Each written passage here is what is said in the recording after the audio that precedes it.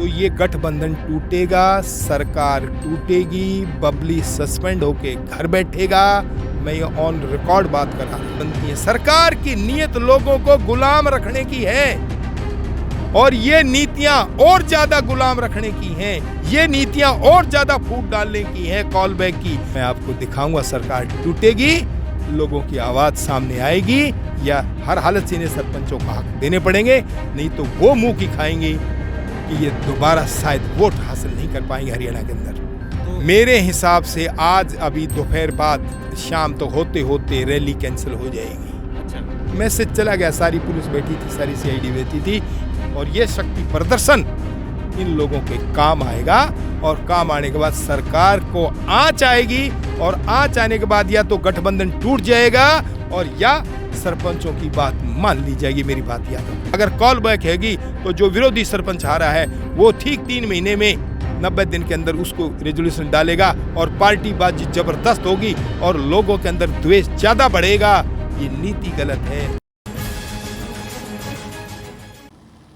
इस टाइम जित बैठा हूँ यो मंच है शक्ति प्रदर्शन का, और यो शक्ति प्रदर्शन था हरियाणा प्रदेश सरपंच एसोसिएशन का। गांव देहात पंचायत बचाओ ने लेके शक्ति प्रदर्शन। राम राम, थम देखने लग रहे हो जबरदस्त हरियाणा, और मैसू थारा अपना विक्की बैरागी, ना किसी का दुश्मन ना किसी का सागी। आज के इस शक्ति प्रदर्शन में हरियाणा प्रदेश भर के सरपंच मौजूद थे, सरपंचों के साथ आए उनके गांव के लोग मौजूद थे, और भी सामाजिक कार्यकर्ता, सामाजिक लोग जो आज सरपंचों की इस मुहिम में साथ खड़े थे वो थे। उन्हीं में से एक हमारे साथ इस टाइम मौजूद हैं, पूर्व आईजी हैं रणबीर शर्मा जी, जो इस एसोसिएशन के संरक्षक हैं। इस एसोसिएशन के संरक्षक हैं, और आज इनसे बातचीत करेंगे कि आज का जो शक्ति प्रदर्शन रहा उसका के निचोड़ ये निकाले हैं, या फिर सारे जो और सवाल होंगे वो इनसे बातचीत करेंगे। सर नमस्कार। राम राम। राम राम जी, बहुत बहुत राम राम। सर, ग्राम स्वराज ने लेके आप सरपंचों के साथ काम कर रहे हो, ये एसोसिएशन है, इसके संरक्षक हो आप, तो आज का यो शक्ति प्रदर्शन था, यो शक्ति प्रदर्शन किस तरह शक्ति दिखानी थी?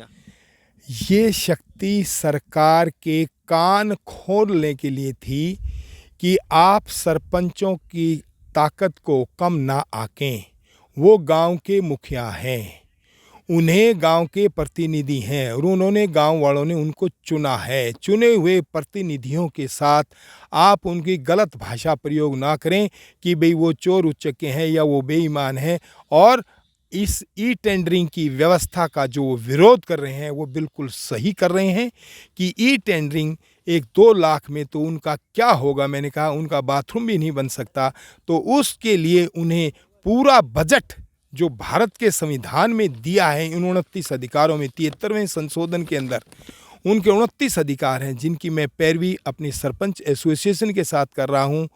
15 तारीख को हमने इन्हें आशीर्वाद दिया था कि भी तुम आज मकर संक्रांति के दिन इकट्ठे हो तो हर हालत से सफल होगे। 18 तारीख को सर्किट रेस्ट हाउस रोहतक में मेरी ही अध्यक्षता में, मैं रणबीर शर्मा फॉर्मर आईजी की अध्यक्षता के अंदर इन बच्चों की वो कमेटी तैयार हुई। प्रधान बने, उप प्रधान बने, सचिव बने और कोषाध्यक्ष बना करके, और 25 आदमियों की जिला वाइज कमेटी तैयार करके समाज के सामने पेश कर दिया, और अपनी तीनों मांगों को समाज के सामने रख दिया कि ई टेंडरिंग बर्दाश्त नहीं होगी।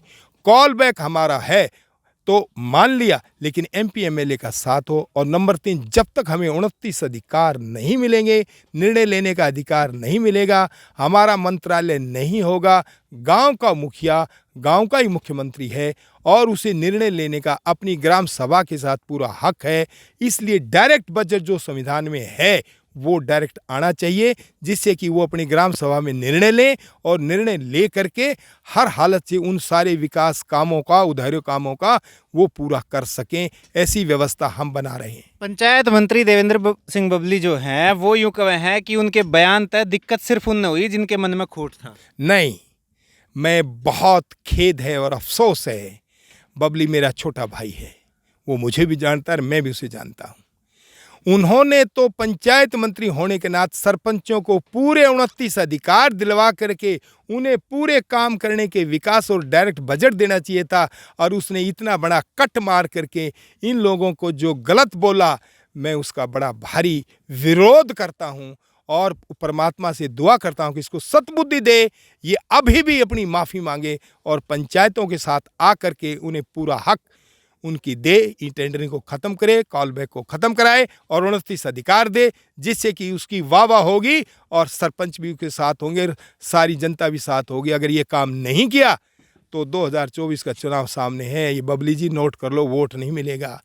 एक टाइम था जब देवेंद्र सिंह बबली खुद न्यू कहा करते कि गाँव में हम जाएंगे तो हमने लोहे के हेलमेट, लोहे के अंडरवियर पहन के जाना पड़ेगा, लेकिन आज खुद अड़े खड़े हैं, सरकार का साथ दे रहे हैं और कह रहे हैं कि राइट टू रिकॉल है, चाहे फिर ई टेंडरिंग है, ये जो मुद्दे हैं ये यूं के यूं रहेंगे, ये कानून न्यू का न्यू रहेगा, इस पर वापस नहीं हटेगी सरकार। विक्की बैरागी जी, आज मेरा ये इंटरव्यू नोट कर लो। अगर इन्होंने 3 महीने 90 दिन के अंदर अंदर अपनी बातों में, अपनी वर्डिंग के अंदर सुधार नहीं किया तो ये गठबंधन टूटेगा, सरकार टूटेगी, बबली सस्पेंड होके घर बैठेगा। मैं ये ऑन रिकॉर्ड बात करा रहा हूँ। मैं एक अधिकारी रहा हूँ, मुझे इस व्यवस्था का अच्छी तरह से ज्ञान है, प्रशासनिक व्यवस्था का और सरकार का। जिस सिस्टम से ये चल रहे हैं, मैंने कहते हैं विनाश काले विपरीत बुद्धि, ये सिस्टम इनके पास हो रहा है कि अब ये हर हालत से अपने विनाश की तरफ जा रहे हैं, सरकार को गिराने की तरफ जा रहे हैं और लोगों का हजूम ये जनता बता रही है। जब खलकत में आवाज़ विरोध की आ जाती है, इन्हीं के वोट से सरकार बनती है और इनके खून पसीने के वोट से सरकार चलती है, तो ये कैसे सरकार में रह पाएंगे? मैं आपको दिखाऊंगा। सरकार टूटेगी, लोगों की आवाज़ सामने आएगी, या हर हालत से इन्हें सरपंचों को हक देने पड़ेंगे, नहीं तो वो मुंह की खाएंगे कि ये दोबारा शायद वोट हासिल नहीं कर पाएंगे हरियाणा के अंदर। आज के इस शक्ति प्रदर्शन के दौरान, इस महापंचायत के दौरान के कुछ फैसले लिए गए हैं? सिंपल फैसला कि हम किसी कीमत के ऊपर, कल का जो फैसला इन्होंने सही लिया है, अपने घर के सामने, अपने गांव के सामने हम बैठेंगे और लोगों से हाथ जोड़ेंगे। हमने इस सरकार का साथ नहीं देना, इनकी रैलियों में नहीं जाना, और ये विरोध और ये शक्ति प्रदर्शन इन लोगों के काम आएगा। और काम आने के बाद सरकार को आँच आएगी, और आँच आने के बाद या तो गठबंधन टूट जाएगा और या सरपंचों की बात मान ली जाएगी। मेरी बात याद रखना। तो मतलब ये जो शक्ति प्रदर्शन है सीधा सीधा सरकार के खिलाफ है? निश्चित रूप से सरकार के खिलाफ है। सरकार को आँच आज जा चुकी है कि लोग इकट्ठे हैं लाखों की संख्या में, और अभी तो ये इनको टाइम सिर्फ 2 दिन का, 25 तारीख को हमने कमेटी में फैसला लिया था कि हम 28 तारीख को अपना शक्ति प्रदर्शन करके 2 दिन में ये 1 लाख लोग इकट्ठे हो सकते हैं, और अगले 3 महीने के अंदर तो 2.5 करोड़ जनता में से ये 1 करोड़ जनता इकट्ठी होगी, तो ये कहाँ बचेंगे? ये नोट कर लें। आज सरपंचों का शक्ति प्रदर्शन था, कल अमित शाह की रैली है गोहाना में, तो कहीं ना कहीं सरकार का भी शक्ति प्रदर्शन हम कह सके हैं कि उससे अंदाजा लगाया जा सके कि आगे सरकार का क्या कुछ रिजल्ट, क्या कुछ नतीजे रहेंगे। तो मेरे हिसाब से आज अभी दोपहर बाद शाम तो होते होते रैली कैंसिल हो जाएगी। अच्छा, मैसेज चला गया, सारी पुलिस बैठी थी, सारी सीआईडी बैठी थी कि लोग नहीं आएंगे। लोगों ने चक्का जाम कर दिया है, लोग रैली में नहीं आएंगे। कितने मुलाजिम बिठाएंगे वहां? मुलाजिम तो मुलाजिम है, साफ कैमरे में आपको दिखाई दे जाएगा। लोग नहीं आएंगे तो अमित शाह भी नहीं आएंगे। अमित शाह नहीं आएगा तो रैली कैंसिल होगी। ये मेरा अंदाजा है, मैं गलत हो सकता हूं, लेकिन मेरा अंदाजा है। और अगर रैली कैंसिल हो जाती है तो हर हालत से ये मैसेज खट्टर साहब के पास चला जाएगा, फौरी सरपंचों की बात मानो, इनका विरोध आपसे बर्दाश्त नहीं होगा। तो आपका जो ग्राम स्वराज ने लेकर आप जो काम कर रहे हो सरपंचों में, उसमें के कुछ मुख्य मांगे हैं? मेरी सिंपल मांगे, मैं संविधान के तहत काम कर, मैं कानून का आदमी हूँ, कानून की बात इन सबको बता रहा हूँ। ये 29 अधिकार 73वें संशोधन में 1992 के अंदर बने थे, आज पूरे 30 साल हो गए, उस फाइल को इन्होंने दबा दिया है। निर्णय लेने का अधिकार और बजट ये सरपंचों को नहीं देना चाहते, क्योंकि ये इनको गुलाम बना के रखना चाहते हैं। और नेता भी और अफसर भी, मैं तो अफसरों को भी बराबर दोष दे रहा हूँ, वो कहते हैं कि अगर हमने सरपंचों को निर्णय लेने का अधिकार दे दिया, अपने विकास कराने का डायरेक्ट अधिकार दे दिया और डायरेक्ट बजट दे दिया और इनकी सरकार बना दी, तो हमारे पास, प्रशासन के पास कौन आएगा और नेताओं के पास कौन आएगा जूते घिसाने? एक तरफ जहां सरकार कह रही है कि भ्रष्टाचार खत्म कर दिया, किसानों की आय दुगनी कर दी, सबसे ईमानदार सरकार है, दूसरी तरफ आप सरकार की नीयत पे सवाल उठा रहे हो। देखिए, नीयत और नीति ये दो चीज हैं।